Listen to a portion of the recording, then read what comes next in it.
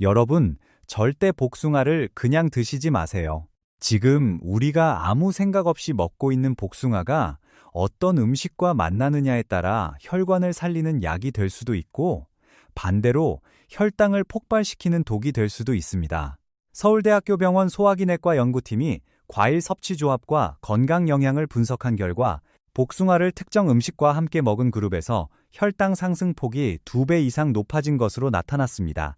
우리 주변에 이 사실을 아는 분이 거의 없습니다. 10명 중 9명이 모르고 계십니다.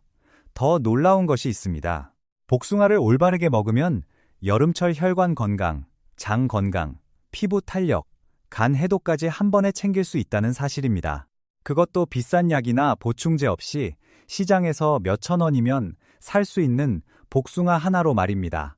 오늘 이 영상에서는 5가지 핵심 내용을 알려드리겠습니다. 첫째, 복숭아가 우리 혈관을 어떻게 청소하는지 그 놀라운 원리를 설명드리겠습니다. 둘째, 복숭아 속 항산화 물질이 우리 세포를 어떻게 보호하는지 알려드리겠습니다. 셋째, 절대 함께 먹으면 안 되는 위험한 조합 3가지를 공개하겠습니다. 넷째, 효과를 2배로 끌어올리는 황금 궁합 음식 3가지를 소개하겠습니다. 다섯째, 복숭아를 가장 건강하게 즐기는 구체적인 방법과 시간까지 알려드리겠습니다. 이 내용을 모르고 복숭아를 드시면 건강에 오히려 해가 될 수 있습니다. 끝까지 함께 해주시면 올여름 복숭아를 드시는 방법이 완전히 달라지실 겁니다. 자, 그러면 먼저 복숭아가 왜 여름철 혈관 건강에 그렇게 중요한지부터 정확히 알아보겠습니다. 여러분, 혹시 여름만 되면 손발이 잘 붓고 아침에 얼굴이 퉁퉁 붓는 경험 있으신가요? 아니면 오후가 되면 발목이 붓고 양말 자국이 선명하게 남으시나요? 이런 증상이 있다면 우리 몸속 나트륨이 과다하게 쌓여 있다는 신호입니다. 여름철에는 짠 음식을 자주 먹게 됩니다. 김치찌개, 된장국, 장아찌, 젓갈. 우리 세대가 좋아하는 반찬 대부분이 나트륨이 높습니다. 질병관리청 발표에 따르면 우리나라 50대 이상 성인의 나트륨 섭취량은 세계보건기구 권장량의 2배가 넘습니다. 10명 중 7명이 나트륨을 과다 섭취하고 있다는 뜻입니다. 그런데 이 나트륨이 왜 위험할까요? 나트륨이 몸속에 많이 쌓이면 혈액 속 수분이 늘어납니다. 쉽게 말씀드리면 집안의 수도관을 생각해 보세요. 수도관에 물이 너무 많이 들어가면 어떻게 됩니까? 관이 팽창하고 압력이 올라갑니다.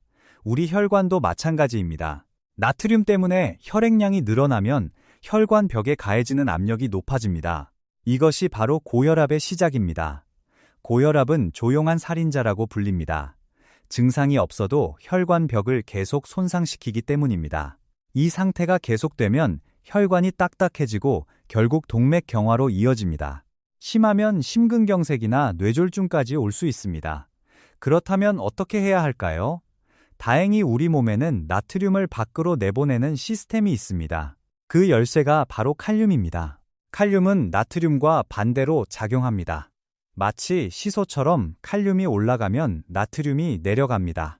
칼륨이 충분하면 우리 신장에서 나트륨을 소변으로 배출하는 속도가 빨라집니다. 수도관에 끼인 물때를 깨끗하게 씻어내는 것과 같습니다. 그런데 복숭아에 바로 이 칼륨이 풍부하게 들어 있습니다. 복숭아 중간 크기 1개에 칼륨이 약 280mg 들어 있습니다. 이 양이 어느 정도냐면 바나나 반 개에 들어있는 칼륨과 비슷한 수준입니다. 하지만 바나나와 달리 복숭아는 당분이 상대적으로 낮아서 혈당 걱정 없이 드실 수 있다는 큰 장점이 있습니다.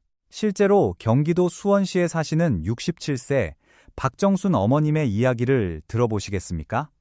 박 어머님은 3년 전부터 고혈압 약을 드시고 계셨습니다. 그런데 약을 먹어도 혈압이 잘 조절되지 않으셨습니다. 수축기 혈압이 145에서 150 사이를 오갔습니다. 의사 선생님이 나트륨 섭취를 줄이라고 하셨지만 짠 음식을 줄이기가 쉽지 않으셨습니다. 우리 세대가 다 그렇지 않습니까? 김치 없이 밥 먹기가 어렵습니다. 그래서 선생님이 권하신 방법이 매일 오후에 복숭아 1개를 드시라는 것이었습니다. 박 어머님은 반신반의하셨지만 매일 오후 3시쯤 복숭아를 하나씩 드셨습니다. 한 달 후 병원에 가셨더니 수축기 혈압이 135로 내려가 있었습니다. 물론 복숭아 하나만으로 혈압이 완전히 조절되는 것은 아닙니다. 하지만 식이요법의 보조수단으로 칼륨이 풍부한 과일을 꾸준히 드시는 것이 혈압 관리에 큰 도움이 된다는 것을 잘 보여주는 사례입니다. 대한고혈압학회에서도 고혈압 환자에게 칼륨이 풍부한 과일과 채소를 충분히 섭취하라고 권고하고 있습니다. 복숭아는 그 중에서도 여름철에 가장 구하기 쉽고 맛도 좋은 과일입니다. 우리 시장에서 한 봉지에 3,000원이면 살 수 있습니다. 비싼 건강보충제를 사실 필요가 없습니다. 자, 지금까지 복숭아의 칼륨이 혈관을 어떻게 청소하는지 알아봤습니다. 그런데 복숭아의 힘은 여기서 끝이 아닙니다. 다음으로 알려드릴 내용은 더 놀랍습니다. 복숭아 속에 들어있는 항산화 물질이 우리 세포를 어떻게 지키는지, 피부와 면역력에 어떤 영향을 미치는지 지금부터 설명드리겠습니다. 여러분, 거울을 보실 때 예전보다 피부가 칙칙해지고 주름이 깊어진 것 같다는 느낌 받으신 적 있으신가요? 아니면 여름에 햇볕을 조금만 쬐어도 기미나 검버섯이 더 진해지는 것 같으신가요? 이것은 단순한 노화가 아닙니다. 우리 몸속에서 활성산소라는 것이 세포를 공격하고 있기 때문입니다. 활성산소가 뭐냐고요? 쉽게 말씀드리겠습니다. 사과를 깎아서 놔두면 갈색으로 변하죠? 이것이 바로 산화입니다. 우리 몸속에서도 똑같은 일이 일어나고 있습니다. 활성산소가 우리 세포를 사과처럼 산화시키는 겁니다. 세포가 산화되면 피부가 늙고 혈관이 딱딱해지고 면역력이 떨어집니다. 서울대학교 의과대학 노화연구센터 발표에 따르면 50대 이후에는 체내 활성산소 생성량이 30대에 비해 약 3배 가까이 증가합니다.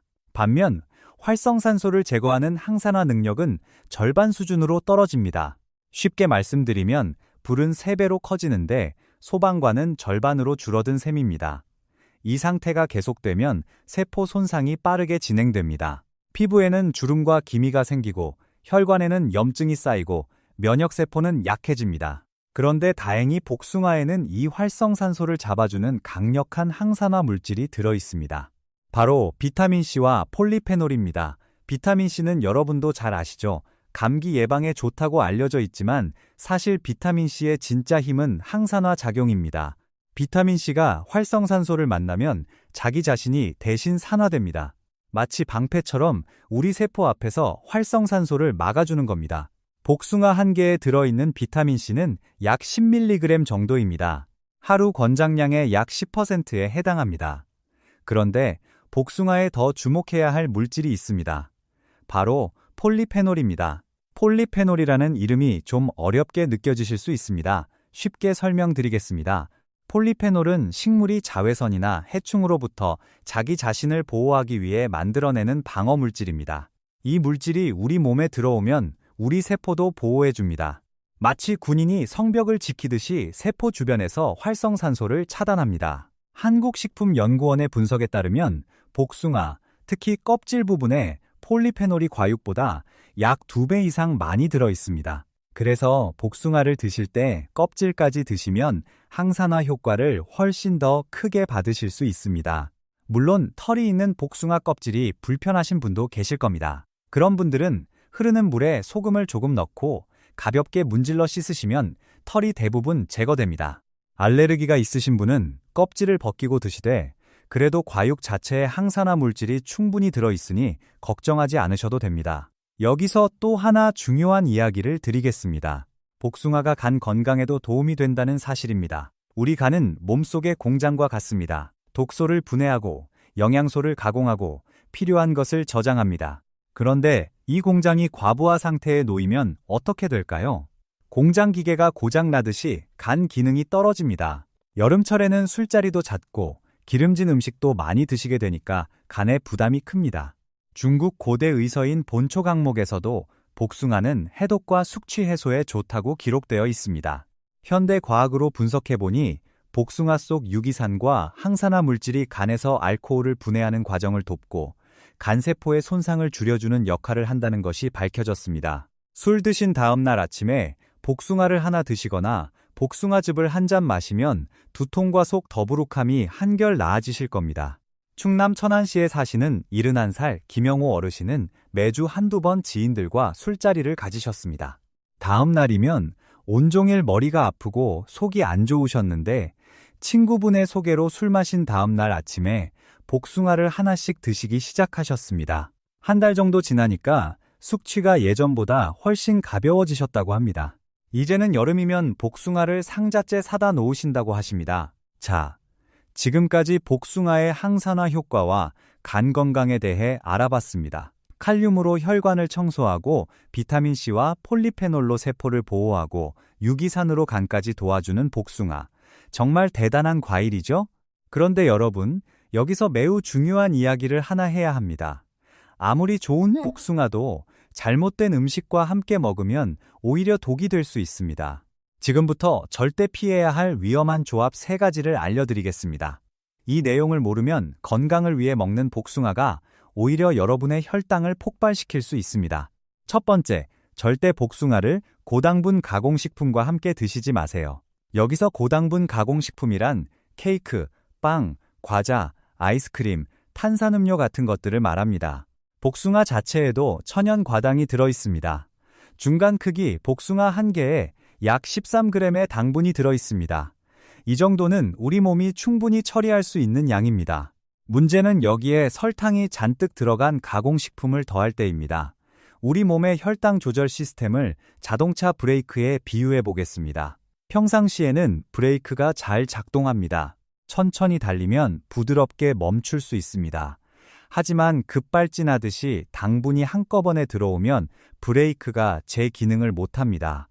혈당이 급격히 치솟았다가 급격히 떨어지는 혈당 스파이크가 발생합니다. 이 혈당 스파이크가 반복되면 혈관벽이 손상됩니다. 마치 수도관 안쪽에 흠집이 생기는 것과 같습니다. 흠집이 생긴 곳에 콜레스테롤이 달라붙고 혈관이 좁아지고 결국 막히게 됩니다. 대한당뇨병학회 자료에 따르면 우리나라 50대 이상 인구의 약 40%가 당뇨 전 단계이거나 당뇨를 앓고 있습니다. 이분들에게 혈당 스파이크는 특히 위험합니다. 그러니 복숭아를 드실 때는 절대 달콤한 간식과 함께 드시지 마세요. 복숭아만 단독으로 드시거나 잠시 후 알려드릴 황금궁합 음식과 함께 드시는 것이 안전합니다. 두 번째, 기름진 고기를 먹고 바로 복숭아를 드시지 마세요. 삼겹살, 갈비, 보쌈. 우리가 좋아하는 고기 요리를 먹고 후식으로 복숭아를 드시는 분들이 많으십니다. 하지만 이 조합은 소화기에 큰 부담을 줍니다. 그 이유를 설명드리겠습니다. 복숭아에는 유기산이 풍부하게 들어있습니다. 이 유기산이 고기 속 단백질과 만나면 단백질이 응고됩니다. 쉽게 말씀드리면 우유에 식초를 넣으면 덩어리가 지듯이 위 속에서 고기 단백질이 뭉쳐버리는 것입니다. 이렇게 되면 소화가 매우 어려워집니다. 특히 우리 세대는 소화 기능이 예전 같지 않습니다. 나이가 들수록 위산 분비량이 줄어들고 소화 효소도 적게 나옵니다. 여기에 뭉친 단백질까지 더해지면 속이 더부룩하고 가스가 차고 심하면 복통까지 올 수 있습니다. 경희대학교 한의과대학 소화기 질환 연구팀의 조사에 따르면 고기를 먹은 직후 과일을 먹는 습관이 있는 그룹에서 소화 불량 발생률이 그렇지 않은 그룹보다 약 1.8배 높았습니다. 그러면 고기 먹고 복숭아를 아예 먹으면 안 되느냐고요? 그것은 아닙니다. 고기를 드신 후 최소 2시간 이상 지나서 드시면 괜찮습니다. 소화가 어느 정도 진행된 후에 드시면 유기산이 오히려 소화를 도와주는 역할을 합니다. 세 번째, 아주 찬 음료와 함께 드시지 마세요. 여름이면 시원한 아이스커피나 냉수와 함께 복숭아를 드시는 분들이 많습니다. 하지만 이 조합은 장 건강에 좋지 않습니다. 우리 장을 따뜻한 공장이라고 생각해 보세요. 공장이 제대로 돌아가려면 적정 온도가 유지되어야 합니다. 그런데 차가운 음료가 들어오면 공장 온도가 급격히 떨어집니다. 공장이 멈추는 겁니다. 장의 연동운동이 느려지고 소화 효소의 활동도 둔해집니다. 여기에 복숭아까지 더해지면 장이 부담을 이기지 못하고 설사나 복통이 생길 수 있습니다. 특히 평소 장이 약하거나 과민성 장증후군이 있으신 분들은 더 조심하셔야 합니다.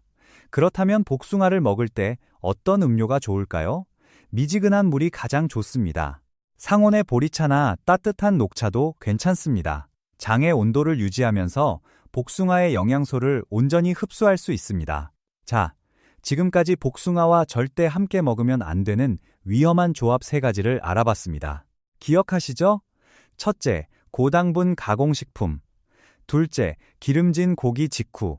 셋째, 아주 찬 음료. 이 3가지만 피하시면 복숭아의 좋은 성분을 온전히 흡수하실 수 있습니다. 그런데 여러분, 피해야 할 것만 알아서는 부족합니다. 이제부터가 진짜 중요한 내용입니다. 복숭아의 효과를 2배, 3배로 끌어올리는 황금궁합 음식 3가지를 알려드리겠습니다. 이 조합을 알면 같은 복숭아를 먹어도 우리 몸이 받는 혜택이 완전히 달라집니다.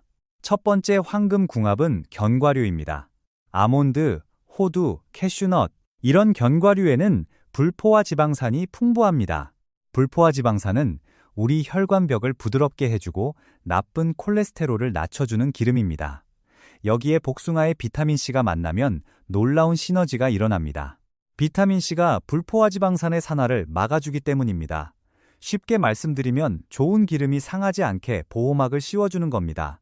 그래서 견과류와 복숭아를 함께 드시면 혈관 건강에 2배 효과를 보실 수 있습니다. 하버드대학교 공중보건대학원의 연구에 따르면 과일과 견과류를 함께 섭취하는 그룹이 따로 섭취하는 그룹보다 심혈관 질환 발생률이 약 23% 낮았습니다. 드시는 방법은 간단합니다. 복숭아를 한 입 크기로 썰고 아몬드 10알이나 호두 5알을 곁들이시면 됩니다. 오후 간식으로 이만한 것이 없습니다. 돈도 거의 안 듭니다. 시장에서 견과류 한 봉지면 일주일은 넉넉합니다. 전남 순천시에 사시는 64세 이순자 어머님은 매일 오후 3시에 복숭아 반개와 아몬드 10알을 함께 드십니다. 3개월 전 건강검진에서 콜레스테롤 수치가 높다는 이야기를 들으시고 시작하셨습니다. 최근 검사에서 나쁜 콜레스테롤 수치가 10% 정도 줄어들었다고 합니다. 물론 식이요법만으로 된 것은 아니고 걷기 운동도 함께 하셨지만 이 간식 조합이 큰 도움이 되셨다고 하십니다. 두 번째 황금궁합은 무가당 요거트입니다. 요거트 속 유산균은 장내 유익균을 늘려주는 역할을 합니다. 그런데 유익균이 잘 살려면 먹이가 필요합니다. 그 먹이가 바로 식이섬유입니다. 복숭아에는 식이섬유와 펙틴이라는 물질이 풍부하게 들어 있습니다. 펙틴은 식이섬유의 한 종류인데 물에 녹는 성질이 있어서 장에서 젤리처럼 부드러운 막을 형성합니다. 이 막이 유익균의 먹이가 되고 동시에 장벽을 보호하는 역할도 합니다. 한국식품영양과학회의 연구에 따르면 과일과 발효유를 함께 섭취한 그룹에서 장내 유익균 비율이 약 30% 증가했습니다. 드시는 방법은 아주 쉽습니다. 아침 식사 대용으로 무가당 요거트에 복숭아를 깍둑 썰기해서 넣어 드시면 됩니다. 포만감도 오래가고 소화도 편합니다. 여기서 중요한 것은 반드시 무가당 요거트를 선택하셔야 한다는 것입니다. 가당 요거트에는 설탕이 많이 들어가 있어서 아까 말씀드린 혈당 스파이크를 일으킬 수 있습니다. 세 번째 황금궁합은 녹색 잎채소입니다. 시금치, 케일, 청경채 같은 채소에는 철분이 풍부합니다. 그런데 식물성 철분은 동물성 철분에 비해 흡수율이 매우 낮습니다. 보통 5% 이하밖에 흡수되지 않습니다. 하지만 비타민C와 함께 먹으면 이야기가 달라집니다. 비타민C가 식물성 철분의 형태를 바꿔서 우리 몸이 쉽게 흡수할 수 있도록 도와줍니다. 흡수율이 최대 6배까지 높아진다는 연구 결과도 있습니다. 그래서 복숭아와 시금치를 함께 샐러드로 드시면 빈혈 예방에 큰 도움이 됩니다. 특히 우리 세대 여성분들 중에 빈혈이 있으신 분들이 많습니다. 대한혈액학회 자료에 따르면 60대 이상 여성의 약 20%가 빈혈 상태입니다. 비싼 철분제를 드시지 않아도 복숭아와 녹색 채소를 함께 드시면 자연스럽게 철분 흡수를 높일 수 있습니다. 자, 지금까지 복숭아와 궁합이 좋은 음식 3가지를 알아봤습니다. 첫째 견과류, 둘째 무가당 요거트, 셋째 녹색 잎채소.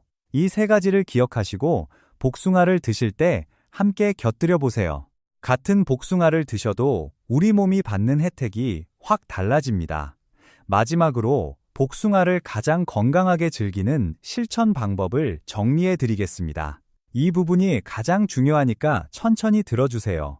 첫째, 하루에 몇 개를 먹어야 하느냐? 건강한 분이라면 하루에 한 개가 적당합니다. 당뇨가 있으신 분은 반 개로 줄이세요. 과일도 과하면 당분이 부담됩니다. 적당히 드시는 것이 핵심입니다. 둘째, 언제 먹는 것이 가장 좋으냐? 오후 2시에서 4시 사이가 가장 좋습니다. 이 시간대에 우리 몸의 소화효소 활동이 가장 활발합니다. 그래서 복숭아의 당분과 영양소를 몸이 부담 없이 흡수할 수 있습니다. 아침 공복에는 되도록 피하시는 것이 좋습니다. 빈속에 과일의 유기산이 들어가면 위벽을 자극할 수 있습니다. 셋째, 껍질을 먹을까 말까? 아까 말씀드렸듯이 껍질에 항산화 물질인 폴리페놀이 과육보다 2배 이상 들어 있습니다. 가능하면 껍질째 드시는 것이 좋습니다. 깨끗이 씻는 방법은 흐르는 물에 소금이나 베이킹소다를 조금 넣고 부드럽게 문질러 씻으시면 됩니다. 1분 정도만 씻으시면 충분합니다. 하지만 복숭아 껍질에 알레르기가 있으신 분은 무리하지 마시고 깨끗이 벗겨 드세요. 넷째, 복숭아 말려서 차로 마시는 방법입니다. 여름철 복숭아가 많이 나올 때 한꺼번에 사서 얇게 썰어 말려두세요. 말린 복숭아를 따뜻한 물에 넣고 우려 마시면 여름철 냉방병 예방에 좋고 몸이 차가운 분들에게도 도움이 됩니다. 복숭아차는 카페인이 없어서 저녁에 드셔도 수면을 방해하지 않습니다. 잠들기 1시간 전에 따뜻한 복숭아차 한 잔을 드시면 몸이 따뜻해지면서 편안한 잠을 주무실 수 있습니다. 부산 해운대구에 사시는 69 새 정미경 어머님은 매년 여름 복숭아를 사다가 반은 바로 드시고 반은 말려두신다고 합니다. 겨울까지 복숭아차를 드시면서 감기에 덜 걸리게 되셨다고 하십니다. 돈도 거의 안 들고 만드는 것도 쉽고 건강에도 좋으니 이보다 좋은 방법이 어디 있겠습니까? 우리 세대의 지혜가 바로 이런 것입니다. 자, 여러분. 오늘 복숭아에 대해 정말 많은 이야기를 나눴습니다. 마지막으로 오늘 말씀드린 내용을 정리해 드리겠습니다. 첫째, 복숭아의 칼륨은 나트륨을 배출시켜 혈압을 낮추는 데 도움을 줍니다. 여름철 짠 음식을 많이 드시는 우리에게 꼭 필요한 과일입니다. 둘째, 복숭아 속 비타민C와 폴리페놀은 활성산소를 잡아 피부를 보호하고 세포 노화를 늦춰줍니다. 껍질째 드시면 효과가 2배입니다. 셋째, 복숭아의 유기산은 간 해독과 숙취 해소에 도움을 줍니다. 넷째, 절대 피해야 할 조합이 있습니다. 고당분 가공식품, 기름진 고기 직후, 아주 찬 음료, 이 3가지와 함께 먹으면 복숭아가 독이 됩니다. 다섯째, 황금 궁합 음식을 기억하세요. 견과류, 무가당 요거트, 녹색 잎채소, 이 3가지와 함께 먹으면 효과가 배가 됩니다. 여섯째, 하루 1개, 오후 2시에서 4시 사이에 드시고 껍질째 드시는 것이 가장 좋습니다. 말려서 차로 만들면 사계절 내내 즐기실 수 있습니다. 여러분, 복숭아는 그냥 달콤한 여름 과일이 아닙니다. 우리 혈관, 우리 피부, 우리 장, 우리 간을 지켜주는 훌륭한 천연 건강식품입니다. 비싼 건강식품을 사실 필요 없습니다. 시장에서 한 봉지 사다가 오늘 알려드린 방법대로 드시면 됩니다. 우리 모두 이번 여름 복숭아 1개로 건강을 지켜봅시다. 올바르게 먹으면 약이 됩니다. 잘못 먹으면 독이 됩니다. 오늘 알려드린 대로만 드시면 됩니다. 손주들과 함께 건강하게 오래오래 지내시려면 이런 작은 습관부터 시작하는 것이 중요합니다. 우리가 건강해야 자식들에게 짐이 되지 않습니다. 우리가 건강해야 손주들과 공원에서 함께 뛰어놀 수 있습니다. 오늘 영상이 도움이 되셨다면 좋아요와 구독 부탁드립니다. 구독과 좋아요를 눌러주시면 더 많은 분들께 이런 건강 정보가 전달됩니다. 우리 모두의 건강을 위해 함께 해주세요. 다음 영상에서도 여러분께 꼭 필요한 건강 정보로 찾아뵙겠습니다. 건강한 하루 되시길 바랍니다.